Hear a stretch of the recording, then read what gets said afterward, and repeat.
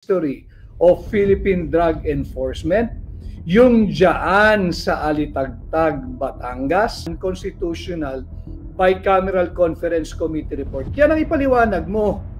Yan ang ipaliwanag mo. Bago tayo magpatuloy, kung hindi ka pa nakasubscribe sa ating channel, mag-subscribe na. Para sa ating future update, Attorney Vic Rodriguez may bagong nalaman.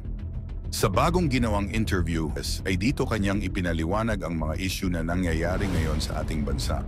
Una na nga rito ang issue sa BICAM report na halos magsasampung araw na ay hindi pa rin sinasagot ng kampo nila Speaker Martin Romualdez at Senate President Chis Escudero patungkol sa inahaing reklamo ng kampo nila Attorney Vic at Sid Ungab sa Korte Suprema. Matatandaan natin na halos mag-due na ang 10 araw na palugit ng Korte Suprema sa issue ng BICAM report upang magbigay ng sagot ang mga ito sa Korte. Ngayon ay tinuligsa ni Attorney Vic ang pananahimik ng mga ito dahil sa haba ng panahon bakit hindi pa sila nagsumiti ng paliwanag sa Korte. Naniniwala naman si Attorney Vic Rodriguez na parte raw ito ng diversionary tactics dahil upang malihis ang atensyon ng mga publiko laban sa BICAM report na napaka-anomalous dahil nga sa hindi tamang ginawang proseso dito. Isama mo pa ang pagsampa ng kaso laban kay Vice Presidente Sara sa bagay hindi niya naman pa ginagawa. Isa raw itong panggigipit sa pangalawang Pangulo ng bansa. Ngayon, upang mas maunawaan natin ating pakinggan ang buong pahayag ni Attorney Vic Rodriguez. Yung BICAM and budget report, ito pag-usapan natin. Gusto mong ganitong usapin, hindi kami sasabay sa iyong negative campaigning. Aangat namin ang level ng diskurso ng mga usaping panlipunang mahalaga. Kagaya ng yung Alitagtag Drug Hall, nasaan na yan? Bakit ang tahimik mo na? Yan ang ipaliwanag mo. Alam mo ninyo mga kababayan, sa isang kampanya, dapat mong hina-highlight kung bakit ka dapat pagbigyan at tingnan at ikonsidera ng mamamayang Pilipinong katulad po ninyo doon sa iyong pinapakiusap na pagkatiwalaan kanila sa posisyong kinakandidatuhan mo. Yan po ang layunin ng kampanya. Ang isang kampanya, dapat ipakikita mo bakit kanila dapat pagkatiwalaan, pahiramin ang inyong sagradong mandato, bakit ka dapat suportahan at iboto. Hindi yung makapanira ka. Naiintindihan ho natin siya sapagkat wala siyang masabing continuity ng kanyang programa. Wala naman siyang naisimulan Wala siyang nasimulang programa. Pag-usapan natin ang issue. Sa issue pa lang yung BICAM report mo, yung anomalous, illegal, immoral, criminal, and unconstitutional Bicameral Conference Committee report. Yan ang ipaliwanag mo. Yan ang ipaliwanag mo.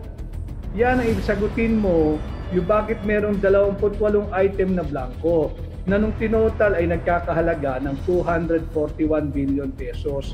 Saan ninyo dinadala ang pera ng Pilipino? Yan ang sagutin mo, hindi yung, ako I'd like to think mga kababayan, parte ito ng kanilang diversion scheme para mawala yung usapin dito sa kanilang incompetence, dito sa kanilang corruption, dito sa kanilang kurakot.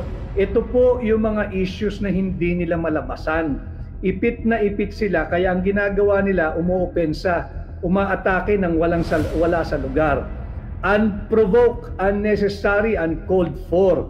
Ngayon, kami naman sa Duterte senatorial candidates, karapatan naming sumagot sapagkat hindi naman pwedeng tayo magpapagaslight at they will try to change and they're changing the narrative na sila yung punong-puno ng anomalya, maghahanap sila ngayon ng isang pamamaraan to deflect yung issue palayo sa kanila. Hindi po, well, ako personally, I can only speak for myself, bilang hakbang ng maisog, hindi po ako papayag. Hindi po ako papayag pag-usapan natin ang mga issue. Ano po yan? Yung Bicameral Conference Committee report, hanggang ngayon hindi mailabas ng House of Representatives yung enrolled bill, yung kopya ng enrolled bill. Nakakuha po tayo, ipinakita ko sa inyo nung makailang araw na meron tayong nahalukat dyan sa archive section ng House of Representatives. Unsigned po. Unsigned ng Senate President, unsigned ng Speaker of the House, unsigned ng Senate Secretary, unsigned ng Secretary General ng House of Representatives, unsigned ng Pangulo ng Pilipinas yung enrolled budget na nandiyan sa archive section ng House of Representatives. Hindi nila pwede sabing draft yun. Gagawin na naman tayong mangmang ng kongresista ng Marikina eh. Baka sabihin na naman niya, draft yan. Archive section na yan. Archive. Ibig sabihin, taguan. Repository, diyan pinipreserve yung mga kopya ng original authentic records, original authentic document. So yan ang ating pag-usapan. Hindi yung negative campaigning ninyo. Pwede nyo ituloy yan.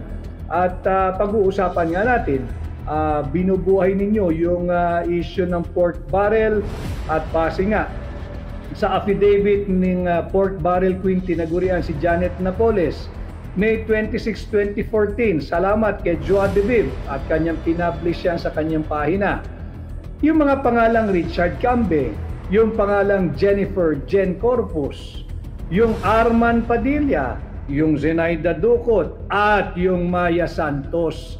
Yan ang gusto mong pag-usapan. Kung gusto mo mag-negative campaign, ipaliwanag mo sa amin sino itong mga pangalang ito, anong nangyari doon sa Alitagtag Drug Hall, yung Alitagtag Drug Bus. Wala nang balita ang sambayan ng Pilipino sa pinagmalaki mo na 14 billion baka mo na halaga ng drogang nasabat. Nasaan na yan? Baka bumalik na sa kalsada.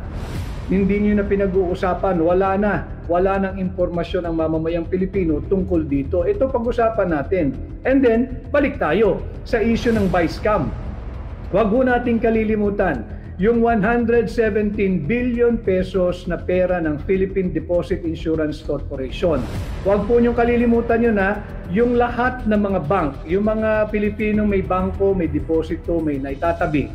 Importante pong alam niyo ito, 117 billion pesos pera ng PDIC kinuha po ng Marcos administration. Sa nila linagay, syempre, pampondo ng kanilang unprogrammed appropriation noong nakaraang taon, 2024. Pinondohan yung IX, pinondohan yung ACA, pinondohan yung kanilang mga pork barrel, at kung ano pa. Hindi nga tayo kinakausap, wala nagpapaliwanag, tinatago. Yan ang hinihingi ng hakbang na maisog. Transparency, accountability, peace, and security. Kay Rolf G. Tanyola, Happy Hearts Day, Attorney Vic Rodriguez. Salamat, Rolf. Kay Duterte Diehard Supporters, Team Suka versus Team Sinusuka, Savage. At si Leo Lim, fully support po kami sa inyo from Cebu. Kay Gina M. Noynay, watching from Sabah. Hello, kamusta po kayo dyan? Si Malu Ancheta, enjoy talaga kapag inutusan tayo yung sukli ibibigay. Thank you, Malu. I know you can relate. At ang dami nating nabibili pagka napapag-utusan tayo dahil nare-relax ang nanay dahil sumunod ka eh. Parang good boy pa ang dating mo. Pero totoo, nabili mo rin yung matagal-tagal mo nang inaasam. Si Elizabeth Damaso, magandang hapon po, Attorney Vic, iboboto ka namin. 5 kami sa family ko. Maraming salamat. So yun po yung issue natin, ay yung 25 billion pesos ng DBP, yung 50 billion pesos ng Land Bank of the Philippines, yung 60 billion pesos ng PhilHealth. Saan ninyo dinadala ang pera naming mga Pilipino? Gusto nyo ng issue? Yan, pag-usapan natin. Issue-based tayo. Naglagay ako ng mga notes ko rito para maganda. I'm trying to make our life tonight a little light, but it cannot be. Marami po talagang seryosong problema ang ating bansa na nangangailangan ng mga seryosong taong kayang magbigay ng seryosong solusyon. Kaya ito po dito sa ating pakikipag-ugnayan sa inyo ng live, issue-based campaigning po ang ginagawa ng hakbang na maisog. Hindi naman kami nag-resort sa negative campaigning. Natataon lang na talagang lahat ng ginawa ng administrasyong ito panay negatibo. And let me just bring this one up to you. Kahapon po may lumapit sa akin regarding doon sa aking naging talumpati at sumasang-ayon naman po sila na palakasin ang mandato ng Philippine Drug Enforcement Agency. Lagyan natin ito ng kapangyarihan na magsagawa, utusan ang lahat ng taong gobyerno, elected or appointed, na sumailalim sa isang mandatory open, fair, transparent, and credible hair follicle drug test. Importante po yun dahil sabi ko nga, Article 11, Section 1, public office is public trust. At lahat ng panahon dapat ay may pananagutan ang lahat ng taong gobyerno sa kanyang nasasakupan, sa kanyang nasisilbihan, in this case sa ating po mga Pilipino. So ito po dapat natin